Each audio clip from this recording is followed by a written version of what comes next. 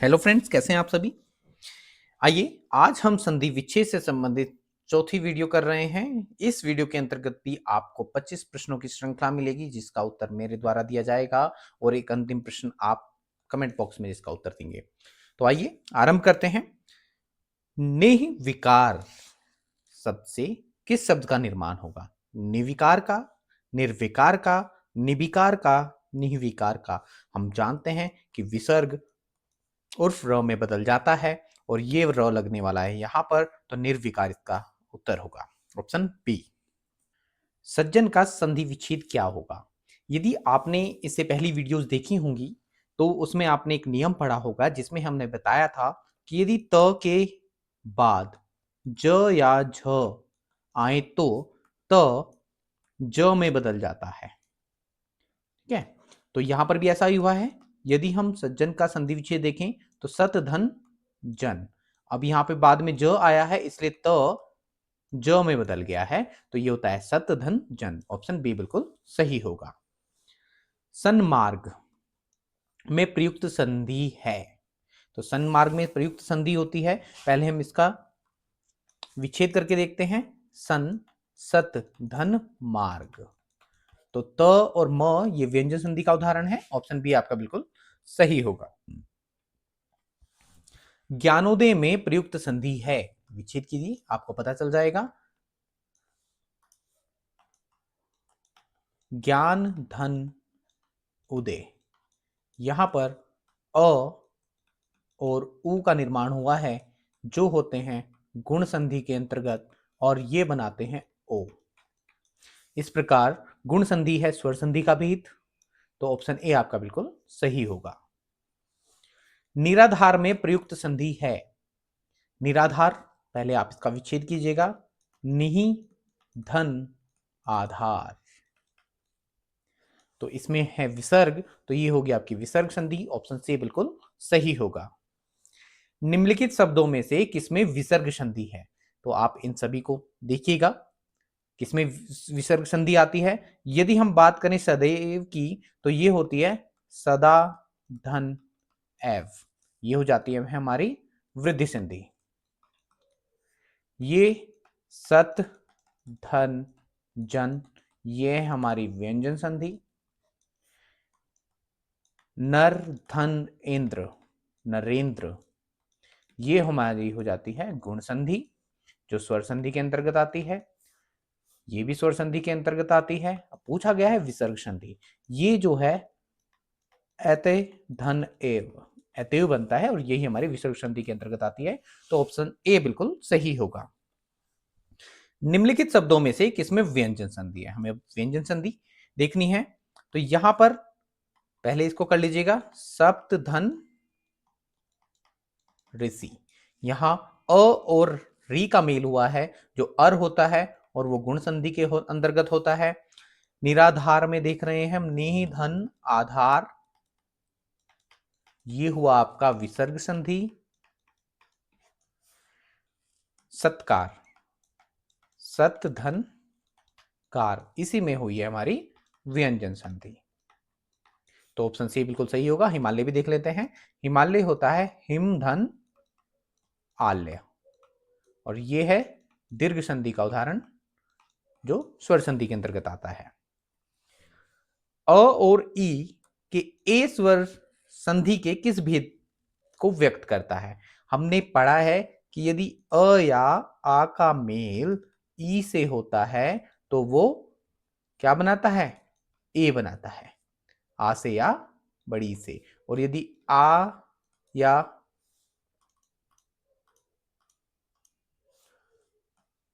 अ या आ का मेल उ या ऊ से होगा तो वो ओ बनाएगा, और अ या आ का मेल री से होगा तो अर बनाएगा, और ये ट्रिक है हमारी गुण संधि की, तो ये गुण संधि का होगा, ऑप्शन बी बिल्कुल सही होगा। सत धन चरित्र सच्चरित्र किस संधि के उदाहरण है? हम देख रहे हैं कि यहां पर ये व्यंजन का प्रयोग हुआ है, व्यंजन से मेल हुआ है, तो ये व्यंजन संधि है, ऑप्शन बी बिल्कुल सही होगा। अधः गति में किस संधि का उदाहरण है? अधः में आप विसर्ग देख रहे हैं, तो ये विसर्ग संधि का उदाहरण है। उतधनहार, उद्धनहार हमें त का द में परिवर्तन हो जाता है, अपने ही वर्ग के तीसरे में परिवर्तन हो जाता है, तो इसका बनेगा उद्धार। दृगंचल का सही संधि विच्छेद होगा। हम देख रहे हैं कि ग है जो अपने के तीसरे में बदल रहा है, तो दृक धन अंचल। तो दृक यहां पर है आपका, दृक धन अंचल, तो ऑप्शन सी बिल्कुल सही होगा। पर्यावरण शब्द का संधि विच्छेद होगा। यहां पर य किस में आता है? गुण में आता है, और ऊपर आधा भी है, तो ये गुण संधि का उदाहरण है।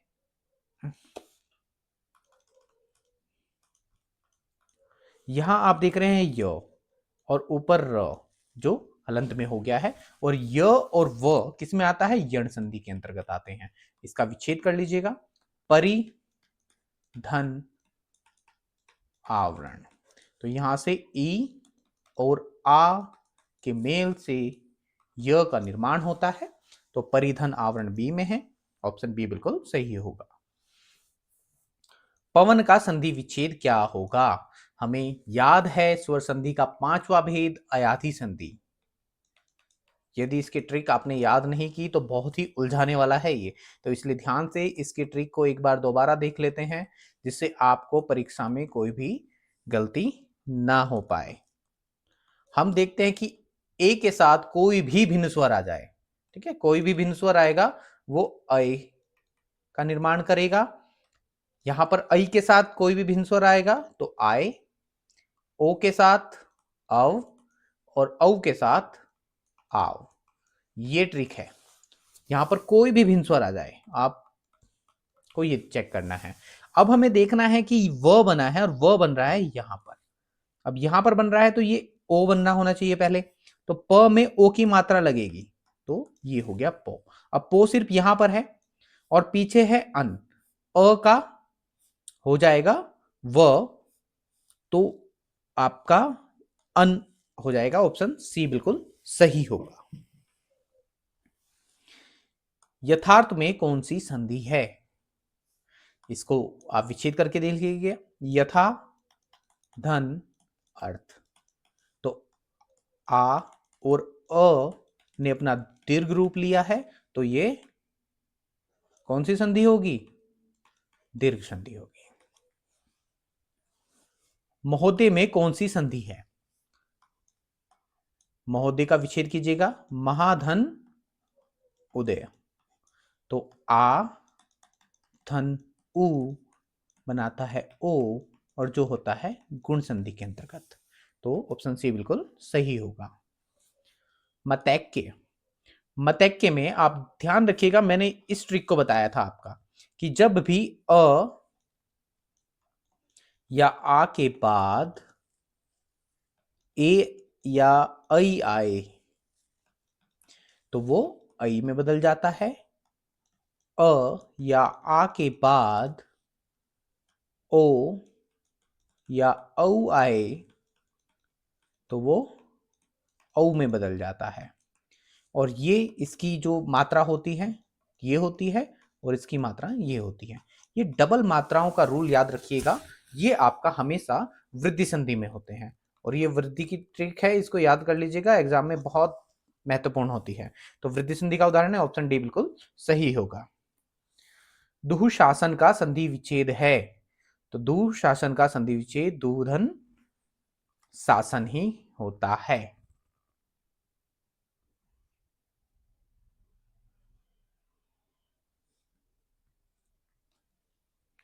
ऑप्शन सी बिल्कुल सही होगा। सत्कर्म का संधि विच्छेद है,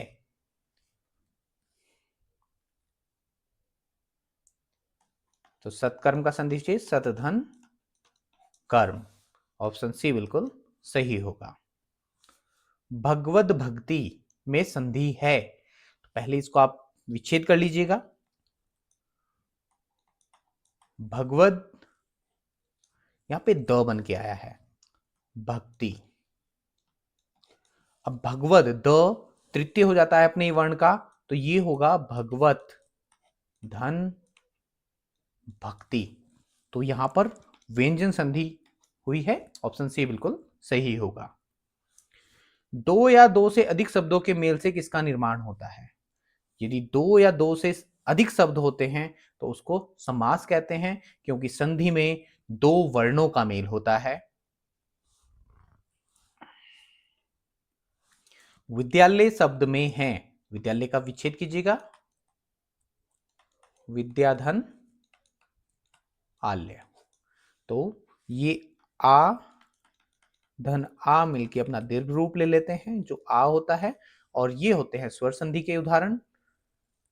स्वर संधि में भी दीर्घ संधि होती है ये, तो ऑप्शन ए बिल्कुल सही होगा। पावन शब्द का संधि विच्छेद होगा। अभी अभी हम अयाधी संधि की एक ट्रिक पीछे लिख कर आए हैं, उससे आपको याद होगा कि यहां पर व से पहले आ की मात्रा आ रही है, तो इसका मतलब ये क्या है, आव बना होगा। और आव किससे बनता है? आव बनता है हमारा औ से। अब औ देख लीजिए पहले किस में आ रहा है, प में औ की मात्रा लगनी चाहिए, यहां तो ओ की मात्रा है, ये तो होगा नहीं। प में तो मात्रा ही नहीं है, पौ भी नहीं है, तो पौ धन अन होता है पावन, ऑप्शन बी बिल्कुल सही होगा। भिन्न भिन्न स्वरों के मेल से जो स्वर उत्पन्न होता है उसे क्या कहते हैं? भिन्न भिन्न स्वरों के मेल से जो स्वर उत्पन्न होता है, यदि हम बात करें अ में ई मिलता है तब ए बनता है, ठीक है। तो ये भिन्न स्वर हुआ, तो ये संयुक्त हो जाता है, तो इसको संयुक्त स्वर कहते हैं। मनोरथ का संधि विच्छेद होगा, तो मनः धन रथ, तो ऑप्शन ए ही है, बिल्कुल सही है। अंतिम प्रश्न ये आपके लिए है, आप इसमें बताइएगा कि विद्यार्थी का उदाहरण है, ये स्वर संधि का उदाहरण है, गुण स्वर संधि का उदाहरण है, व्यंजन संधि का, या फिर दीर्घ स्वर संधि का। विद्यार्थी का आप विच्छेद करके देखिएगा, आपको पता चल जाएगा, आपको उत्तर मिल जाएगा। और उस उत्तर को आप कमेंट बॉक्स में अवश्य लिखिएगा, और साथ ही साथ लिखिएगा कि 25 प्रश्नों में से कितने मार्क्स आपके प्राप्त हुए हैं, उनको भी अवश्य लिखिएगा। जल्दी मिलते हैं अगली वीडियो में, धन्यवाद।